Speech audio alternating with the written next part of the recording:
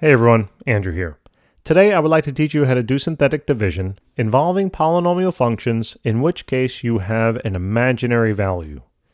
Now, this is called an imaginary number, I, and I is defined to be the square root of -1. You can't take a square root of a negative value because the square root implies that you're trying to find two numbers that multiply by itself to equal whatever inside of that radical, and no two numbers when multiplied together will give you a negative number. That's why it's made up. It's imaginary.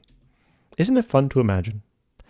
Now, what's the difference, by the way, between an imaginary number and a complex number? An imaginary number is just I here. It's just something that doesn't kind of exist, and it's basically defined as the square root of -1, as I mentioned. This whole thing then down here represents a complex number, where you have some imaginary component, and maybe you have some real component to it. It doesn't have to be a variable. It could have also been 2 or something like that. That doesn't really make a difference, all right? But anyway, moving on. So how do we do this problem? How do we do this division? Well, remember, it's just like any other synthetic division. Okay, so if this one you struggle with following, check out some of our other videos here in the playlist. We have like, I don't even know, 50 videos on synthetic division and specific examples. And I promise you, it'll become clear as day. All right. So first, focus on the numerator. And this is also known as your dividend. And what you're going to do is you're going to look at the highest power of x, which has an exponent of 2. You're going to add 1 to it. And that total here, 3, is going to tell you how many columns you need inside of your synthetic division table. Take a look. Bam. So as you can see here, I have 3 columns inside of my synthetic division table. And what this will represent is that what's going to go in the first column is going to be the coefficient of your x squared term. What goes in the second column is the coefficient of your x term. And the last column here, what's going to be go is the constant term. And this is all in reference to the numerator, or aka the dividend. So the coefficient of your x squared is a 1, right? Good. The coefficient of x now here is, wait a minute, there is no x. What do I do? I don't know, just make it 0, I guess. I really don't, no, I'm kidding, I'm just joking. Anytime you're missing a value now, and you're detecting, you have a pattern here, x squared, x, and then constant. If you had x to the 15th, it would have been x to the 15th, x to the 14th, x to the 13th, I can't even speak, all the way down to your constant term. If you're ever missing now a term, as you list them out in your dividend, then you're just going to turn it into be a 0 because it is. If you were to imagine, I'm going to add now to this thing, I'm going to add plus 0x. Did I actually add anything? Well, no, because 0 times x is going to be 0, and adding 0 to something doesn't do anything, right? So therefore, I actually know that the coefficient of my x term is going to be 0. So that's why it works out, all right? Hopefully you didn't click off the video and like, this guy doesn't know what he's talking about. I'm just playing around. So the last thing is, sometimes, I'm interacting with myself. That's basically what's happening here. I'm pretending there's somebody on the other side, but in the meantime, I'm just trying to entertain myself.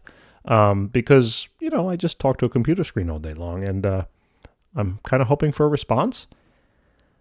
That makes me insane. Anyway, so plus 1, that's going to be the constant term. That goes in there. Let's get down to business.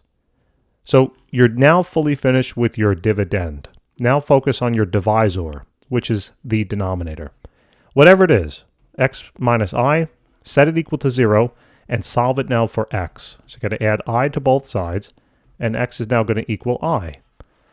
The reason why you're doing that is because you're trying to find the value here, whatever x is equal to. You're going to plug that in. I don't care if it's I, A, B, C, if it's a word, like, man, this stinks, even though that's a sentence.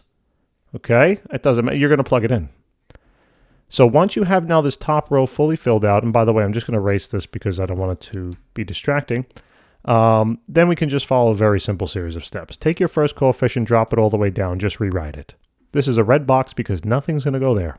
Take this value at the bottom, just simply now multiply it by the value on the outside, so 1 times I is just going to be I, and that result gets plugged into the next adjacent cell.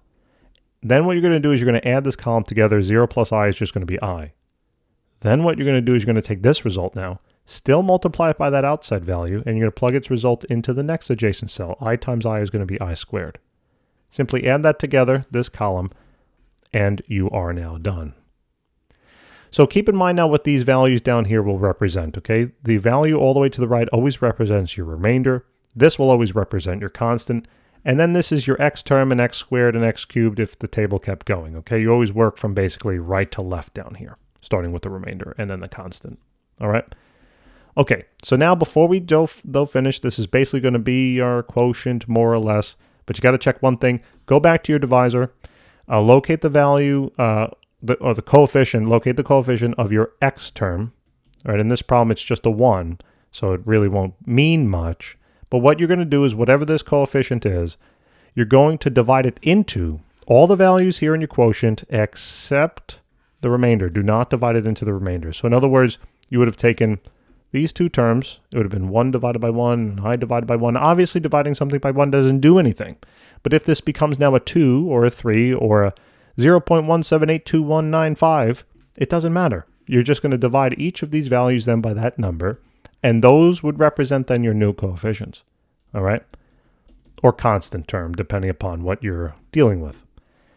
So, all you got to do now, just write it out. So you're going to write 1x plus I, do not write IC, the C just represents constant, a constant term, and then take this, your remainder, plus, it's positive, right? There's a positive out here, plus now, whatever the value is, 1 plus I squared, and you're going to put it over whatever your divisor is.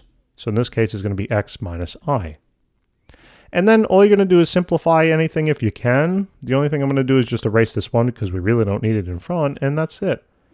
This is now the quotient, okay? So when you take your dividend and you divide it by a divisor, you get a quotient.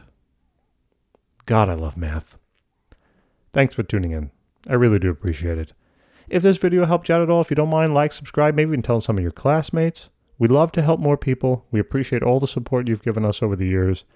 And we're still trying to push out a ton of content for you. We have thousands of videos out there, not only in math, but chemistry and physics as well. And we try to teach you with specific examples because guess what you're going to see on your test? Specific problems.